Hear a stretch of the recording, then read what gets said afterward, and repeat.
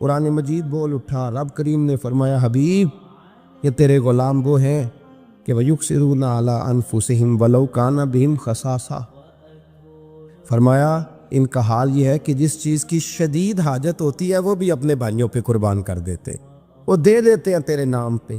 جب مکے والے مدینے آئے انصار مدینہ تو میرے مصطفیٰ کریم نے فرمایا نہ تمہاری نسلیں ایک ہیں نہ قبیلے ایک ہیں، لیکن تمہارا نبی ایک ہے، تمہارا رسول ایک، خدا ایک، کتاب ایک، تمہارا میری وجہ سے رشتہ ہے۔ چلو اپنے بھائیوں کے ساتھ احسار کرو، چلو احسار کرو۔ اگر کسی کے 2 مکان تھے تو اس نے ایک اس کو دے دیا جو مکے سے آیا تھا، 2 باغ تھے تو ایک دے دیا، کسی کے پاس ایک تھا تو آدھا بانٹ کے دے دیا، ہر چیز تقسیم کر دی۔ حالات بدل جاتے ہیں، حالات بدل جاتے ہیں۔ تلک الایام نداولها بین الناس، اللہ لوگوں کے درمیان دن بدل دیتا ہے، حالات بدل گئے۔ بڑا مال غنیمت آیا، بنو نذیر کا علاقہ فتح ہوا تو میرے رسول پاک صلی اللہ تعالیٰ علیہ وسلم نے انصار مدینہ کو اکٹھا کیا، فرمایا بھئی مال اب بڑا آ گیا ہے۔ 2 باتیں یہاں تو اس طرح کرتے ہیں کہ میں ان کو کہتا ہوں جو مکے سے آئے تھے کہ جتنی تمہاری جائیدادیں باغ انہوں نے لیے ہیں واپس کر دیتے ہیں تمہیں، اور جو مال آیا ہے وہ بھی تم میں سے آدھا آدھا دونوں کے درمیان بانٹ دیتے ہیں، یا جیسے تمہارا دل چاہے تمہارے مال بھی واپس کرتے ہیں، اور جو وہاں سے مال آیا وہ تمہارے بیچ بانٹ دیتے ہیں، یا اگر تم کہو تو یہ مال ان کو دے دیتے ہیں مہاجرین کو، تمہیں تمہارے مال واپس مل جاتے۔ حضور نے پوچھا انصار مدینہ سے، حضرت سعد بن معاذ، سعد بن عبادہ تڑپ کے کھڑے ہوئے، عرض کی محبوبہ میں تو ابو بکر کو جانتا ہی نہیں تھا، حضور مجھے کیا پتا عمر کون ہے، میں کیا جانوں عثمان غنی مولا علی کی عظمتوں کو، محبوبہ میں نے تو تجھے ان کی طرف مسکرا کے دیکھتے ہوئے دیکھا ہے، تیرا جلوہ دیکھا ہے، تجھ سے در در سے ساگ ساگ سے ہے مجھ کو نسبت، یا رسول اللہ صلی اللہ علیہ وسلم ہم سے مشورہ نہ کریں، آپ اس طرح کریں جو جائیدادیں ہم نے انہیں دی ہیں وہ بھی ان کے پاس رہنے دیں، اور جو مال آیا ہے وہ بھی ان میں تقسیم کر دیں، اس لیے کہ ہمیں تو بس اتنا پتہ ہے کہ یہ آپ کے غلام ہیں، آپ کے نوکر ہیں، ہمیں اس سے زیادہ کسی چیز کے کوئی غرض ہے، بس آپ کے غلام ہیں، بات ختم ہو گئی۔ حضور خاموش ہو گئے۔ صحابہ کہتے ہیں دیر کے بعد ہم نے کہا فیصلہ ہونا چاہیے، فیصلہ پتہ کیا ہوا؟ حضور نے ہاتھ اٹھائے، کہا اے اللہ میرے مدینے والوں پہ رحم فرما، اے اللہ میرے انصار پہ رحم فرما، اللہ ان کے جذبے قبول فرما۔ بھائی اظہار والی زندگی، وہ کیا بات ہوئی کہ میں نے بڑی قربانی دی ہے، اور جب تک تو قربانی نہیں دیتا تو قدر والا نہیں ہوتا۔ جو چیز قربانی سے حاصل ہوتی ہے اس کی قدر ہوتی ہے، جو چیز مفت میں آ جاتی ہے اس کی کوئی قدر نہیں ہوتی، کوئی قدر نہیں۔ میں اکثر سوچتا ہوں کہ حضرت خواجہ اجمیری کے خلیفے اجمیر میں بھی تو ہونے چاہیے تھے نا، لیکن ان کے خلیفے اجمیر میں نہیں ہوئے، دلی میں ہوئے۔ تو میں سوچتا ہوں دلی والوں کے خلیفے دلی میں ہونے چاہیے، لیکن دلی میں نہیں ہوئے، پاک پتن میں ہوئے، تو پاک پتن والوں کے یہاں ہو جاتے، اس لیے کہ قربانی جو دیتا ہے نا، جو دور سے چل کے آتا ہے وہ قربانی کرتا ہے، قربانی دیتا ہے، اس کو قدر زیادہ ہوتی ہے۔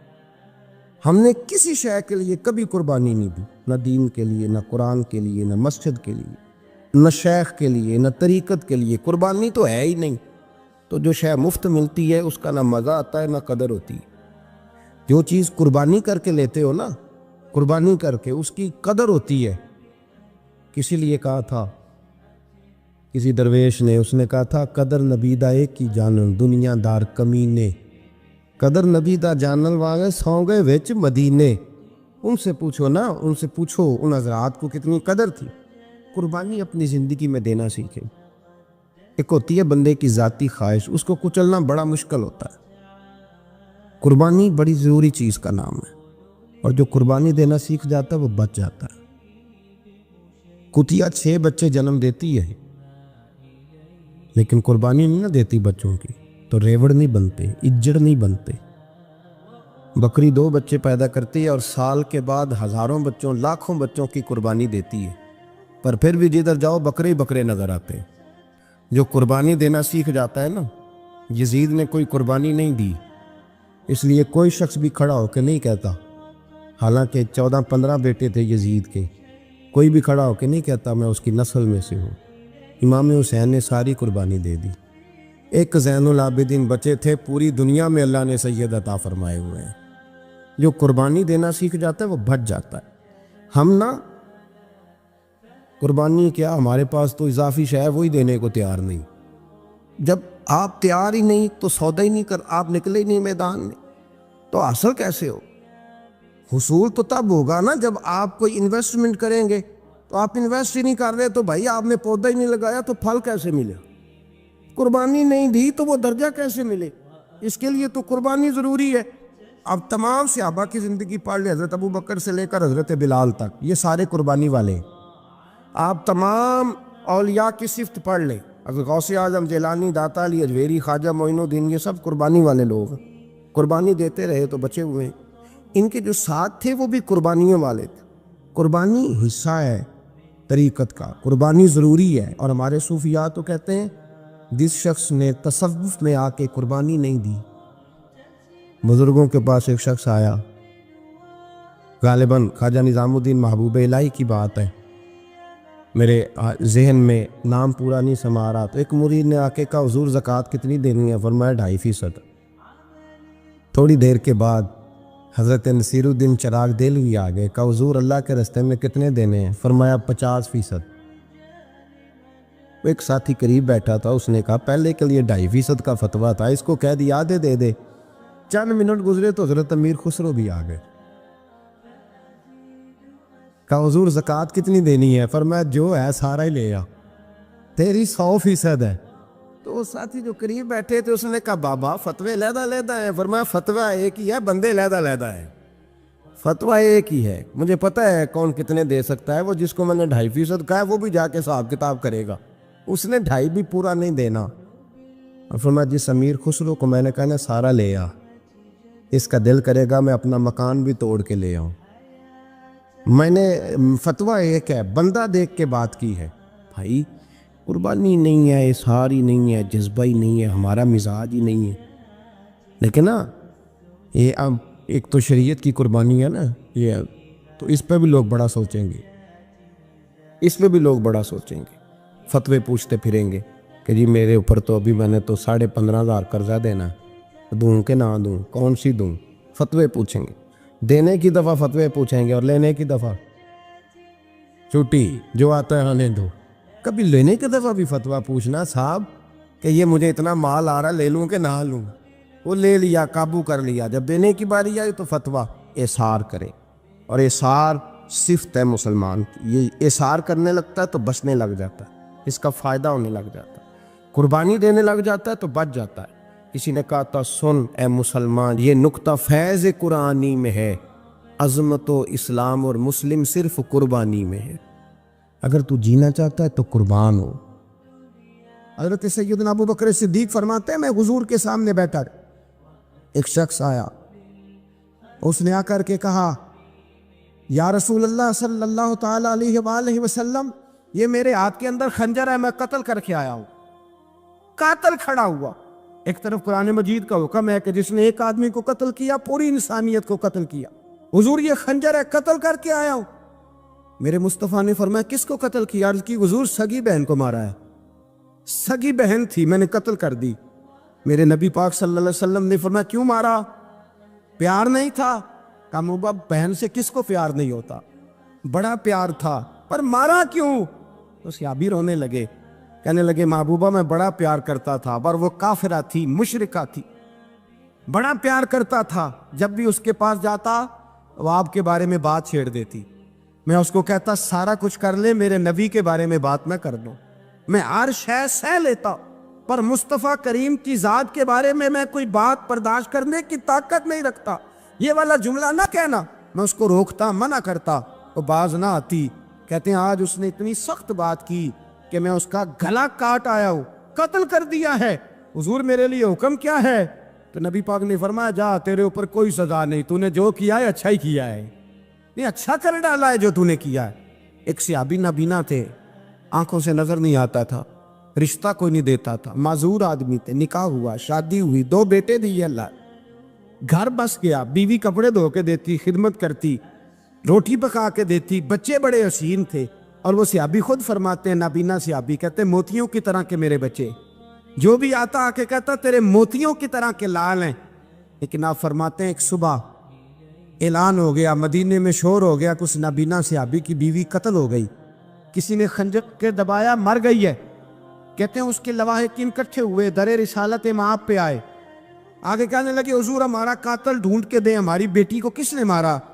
میرے رسول پاک نے مجمع پہ نظر ڈالی, فرمایا بھائی مجھے کہنے کی ضرورت نہ پڑے, اگر قاتل موجود ہے تو خود اٹھ جائے. خود اٹھے, وہ نبینا صحابی بیچ میں سے اٹھ کے کھڑے ہو گئے, کہنے لگے سونیا قاتل کوئی بار نہیں, میں خود قاتل ہوں, میں نے مارا ہے, میں قاتل ہوں, میں نے مارا ہے. مصطفیٰ کریم سید عالم صلی اللہ علیہ وسلم نے فرمایا تجھے تو اس کی بڑی ضرورت تھی, بڑی حاجت تھی, تیری بیوی تھی, تیرا گھر سنبھالتی تھی, تیرے بچے تھے. صحابی عرض کرنے لگے حضور سارا کچھ ٹھیک تھا پر وہ آپ کی بے ادب تھی.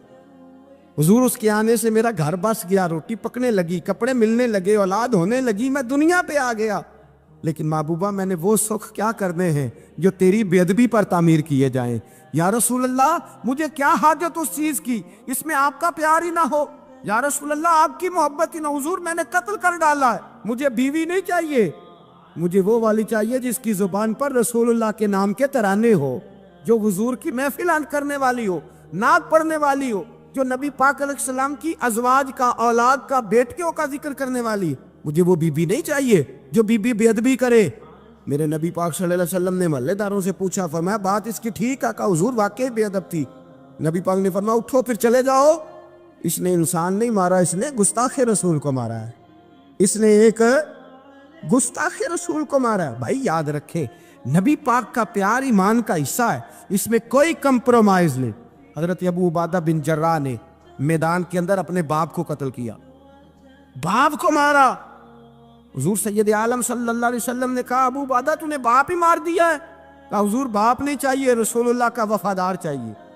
حضور وفادار چاہیے. نبی پاک صلی اللہ تعالی علیہ وآلہ وسلم کی محبت اصل دین ہے, اصل دین. صحابہ کرام نے ہر چیز سے بڑھ کر رسول پاک سے پیار کیا, ہر چیز سے بڑھ کر. بھلا دی دنیا ساری انہوں نے, لیکن رسول پاک سید عالم صلی اللہ علیہ وسلم کا پیار انہوں نے اپنے دل سے نہیں بلایا. اپنی اولادیں لا کے حضور کی خدمت میں پیش کر دی, اپنے بچے لا کر پیش کر. حضرت عائشہ صدیقہ رضی اللہ تعالیٰ عنہ فرماتی ہیں ساری زندگی ابو بکر صدیق نے ڈانٹا نہیں, میرا باپ رفیق تھا, شفیق تھا, مہربان تھے, کوئی کبھی انہوں نے سخت گھورا بھی نہیں ہماری طرف. لیکن کہتی ہے ایک دن میں حضور کے ساتھ گفتگو کر رہی تھی, بچی تھی, میری آواز ذرا بلند ہوئی تو کہتے ہیں جناب ابو بکر صدیق رضی اللہ تعالیٰ عنہ باہر سے دوڑے آئے, اندر آئے, حضرت ابو بکر نے تھپڑ اٹھایا, میرے منہ پہ مارنے لگے. حضور آگے بڑھے, بچایا. میں نے کہا ابا جی آپ نے تو گھورا بھی کبھی نہیں, یہ کیا ہوا؟ حضرت جناب عائشہ صدیقہ کہتے ہیں ابو بکر صدیق رو پڑے, کہنے لگے عائشہ میرے اوپر سے پہاڑ بھی گزر جائیں تو مجھے تکلیف نہیں ہوتی, اور میرے مصطفیٰ کے سامنے کوئی اونچا بولے بھی تو میرا دل ٹوٹ جاتا ہے. خبردار, حضور سید عالم. حضرت عمر کا زمانہ تھا, کچھ لوگ آئے کہیں اور کے رہنے والے, مسجد نبی میں اونچی آواز میں بولنے لگے, اونچی آواز میں باتیں کرنے لگے. حضرت عمر نے بلایا, فرمایا ادھر آؤ, کون ہو, کہاں سے آئے ہو؟ کہنے لگے کوئی شام کا ہے, کوئی کسی ملک کا ہے. آپ فرمانے لگے تمہیں پتہ نہیں یہ روضہ رسول ہے, تمہیں پتہ نہیں یہ حضور کی مسجد ہے, لا ترفعوا اصواتکم فوق صوت النبی, تمہیں خبر نہیں تم کہاں آئے ہو؟ فرمایا اگر تم مدینے کے رہنے والے ہوتے میں تمہیں دروں سے مارتا, تمہیں سزا دیتا. تمہیں ادب رسول کا نہیں پتا, تمہیں رسول اللہ صلی اللہ علیہ وسلم کے طریقے کا نہیں پتا. نبی پاک صلی اللہ علیہ وسلم کے وجود سے خون نکلا. حضور نے حضرت عبداللہ بن زبیر سے کہا ٹھکانے لگا دو, جاؤ ٹھکانے لگا دو, ایسی جگہ لگاؤ جہاں کسی کی نظر نہ پڑے. خون بہتا ہوا خون حرام ہے, قرآن پاک نے بیان کیا ہے. کہا ٹھکانے لگا دو. حضرت عبداللہ بن زبیر باہر نکلے اور حضور کا جو خون تھا وہ پی گئے. حضور نے کہا تھا پی لینا, کیا کہا تھا؟ ٹھکانے لگا دو, پی گئے.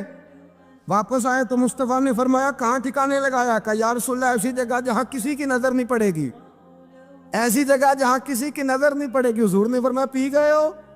کہا حضور پی گیا ہوں. فرمایا جاؤ, نبی کا وعدہ ہے تمہارے وجود کو جہنم کی آگ چھوئے گی بھی نہیں. ہم وہ والا پیار کرتے ہیں جو حضور نے کہا ہے. حضرت ام احمد نبی پاک کی دائی تھی, حضور کی رضائی والدہ تھی. سرکار کی طبیعت مبارک علیل ہوئی تو حضور نے نا, ویسے نبی پاک جب پخانہ کرتے تھے نا تو حضرت عائشہ صدیقہ فرماتی ہیں حضور کے پخانے سے کستوری سے بھی زیادہ خوشبو آیا کرتی. اور آپ حضرت انس بن مالک فرماتے ہیں حضور کھیتوں میں پخانے کے لیے جاتے میں ساتھ جاتا.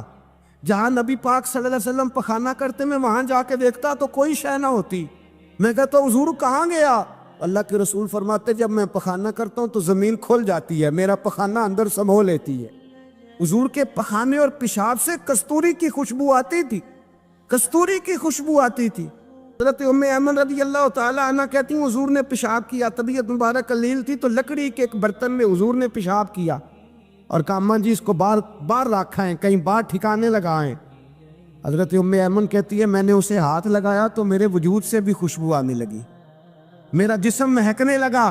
حضرت ام ایمن کہتی ہے میں باہر جا کے نکال کے دکھاؤ کسی حدیث سے کہ رسول پاک نے فرمایا ہو میرا پخانہ پی جانا. حضرت ام ایمن باہر گئیں, نبی پاک کا پیشاب مبارک پی گئیں, واپس آئیں تو حضور نے فرمایا اماں کہاں رکھا ہے؟ کہنے لگی محبوبہ وہاں رکھا ہے, کسی کی نظر نہیں پڑے گی. حضور نے فرمایا پی گئی ہو؟ کہا حضور پی گئی ہوں. فرمایا جاؤ میرا وعدہ ہے قیامت تک تمہیں پیٹ کی بیماری کوئی نہیں لگے گی, جب تک زندہ رہو گی پیٹ کی بیماری. حضور نے کہا تھا کہ پی جاؤ نا. بھائی یاد رکھے رسول اللہ صلی اللہ علیہ وسلم کے صحابہ جو حضور کی تعظیم کرتے ہیں تو اس کا حکم نہیں دیا نبی پاک, لیکن وہ جانتے جب تعظیم کی باری آئے تو جو بھی کام تعظیم کا ہوگا, جو کام بھی عزت کا ہوگا وہ عزت دی جائے گی. ایک صحابی حضور علیہ السلام کی گھوڑے کو کجاوا بالا کرتے تھے, کاٹھی ڈالتے تھے. حضور نے کہیں نہیں کہا کہ وضو کر کے ڈالنا, غسل کر کے ڈالنا, کہیں نہیں کہا. رسول پاک صلی اللہ علیہ وسلم رات کو کہہ دیتے کہ صبح جانا ہے تو گھوڑا تیار کر دینا, اونٹ تیار کر دینا. ایک دن اللہ کے محبوب سویرے اٹھے, گھوڑا تیار تھا, حضور بیٹھے تشریف لے گئے. جب تشریف لے گئے نبی پاک صلی اللہ علیہ وسلم تو حضور واپس آئے تو بلایا, ان سے صحابی کا نام تھا حضرت اسلہ بن شریک. ان کو بلا کے حضور نے فرمایا یار آج کجاوا تو نے نہیں باندھا. وہ رونے لگے, کہنے لگے محبوبہ اس کا مطلب ہے میرا باندھنا آپ کو پسند آتا ہے, اس کا مطلب ہے میری خدمت قبول ہے. فرمایا تو نے نہیں باندھا؟ یا رسول اللہ نہیں. فرمایا کیوں نہیں باندھا؟ کیا جواب ہے, کیا حسن ہے. کہنے لگے یا رسول اللہ میں صبح اٹھا تو میرے اوپر غسل فرض تھا, اگر میں بغیر غسل کے ہاتھ لگاتا حضور کو نہیں نبی پاک کے گھوڑے کے کجاوے کو. کہا حضور گھوڑے کے کجاوے کو بغیر غسل کے ہاتھ لگاتا تو بے ادبی تھی, اور اگر غسل کرتا تو حکم ماننے میں دیر ہوتی تھی, یہ بھی بے ادبی تھی, لہذا کسی اور کی ڈیوٹی لگائی. صحابہ نے حضور کی وہ تعظیم کی جس کا حضور نے حکم نہیں دیا تھا نبی پاک نے کہ یہ والی تعظیم کرو. ایک دن حضرت عمر فاروق جناب ابو بکر صدیق سے ملنے آئے, کہنے لگے ابو بکر ایک کام سے آیا ہوں. کہا عمر کہو. امیر المومنین کے پاس آئے جناب عمر, ایک کام سے آیا ہوں. کہیے. کہنے لگے ایک شے کی ضرورت ہے, مانگوں گا تو آپ دے دیں گے؟ جناب عمر فاروق رضی اللہ تعالیٰ عنہ کہنے لگے میرے بس میں ہوئی تو ضرور دے دوں گا, تو میرا بھائی ہے بات تو کر. تو حضرت عمر نے پتا کیا مانگا. کہنے لگے ابو بکر وہ جو غار ثور میں تم 3 دن حضور کے ساتھ رہے ہو نا, میں 3 راتیں نہیں مانگتا, ان میں سے مجھے 1 رات دے دو. اور کیا لفظ ہیں, کیا حسن ہے. کہنے لگے عمر کی زندگی کی ساری نیکیاں لے لو, 3 راتوں میں سے 1 رات مجھے دے دو, 1 رات مجھے دے دو. حضرت ابو بکر صدیق رضی اللہ تعالیٰ عنہ رو پڑے. کہنے لگے میں نے کہا تھا جو بس میں ہوگا دوں گا, یہ تو میرے مصطفیٰ کی محبت ہے, یہ کسی کو دینا میرے بس کی بات ہے, یہ حضور کا پیار ہے جو میں نے سنبھال کے رکھا ہوا ہے. سنبھال کے پھر کے گلی گلی تباہ ٹھوکرے سب کی کھائے کیوں, دل کو جو عقل دے خدا تو تیری گلی سے جائے کیوں. جان ہے عشق مصطفیٰ روز فضو کرے خدا, ارے جس کو ہو درد کا مزہ وہ نازے دوا اٹھائے کیوں. اب تو نہ روک ہے غنی عادت سگ بگڑ گئی, پہلے ہی دن میرے کریم لقمہ تر کھلائے کیوں. حضرت بلال کہتے ہیں میں اذان پڑھ رہا تھا, ابو بکر سن رہے تھے, انہوں نے چوم کے آنکھوں سے لگایا. بعد میں کہ ملا علی قاری نے لکھا ہے, بعد میں کسی صحابی نے کہا محبوبہ ابو بکر نے انگوٹھے چوم کے آنکھوں سے لگائے ہیں, اور انہوں نے چوم کے کہا کرلا تو ہی نہیں بھی کہا یا رسول اللہ حضور آپ میری آنکھوں کی ٹھنڈک ہیں. میرے مصطفیٰ نے فرمایا جو میرے ابو بکر کی طرح کرے گا اس کی آنکھوں میں کبھی تکلیف نہیں ہوگی, اس کی آنکھوں میں کبھی تکلیف. حضور آپ نے تو حکم ہی نہیں دیا, آپ نے تو کہا ہی نہیں یہ کام کرنے کا, آپ نے تو کہا ہی نہیں یہ ذکر کرنے کا. میرے رسول کریم سید عالم صلی اللہ تعالیٰ علیہ وسلم کا پیار ایمان کی جان ہے.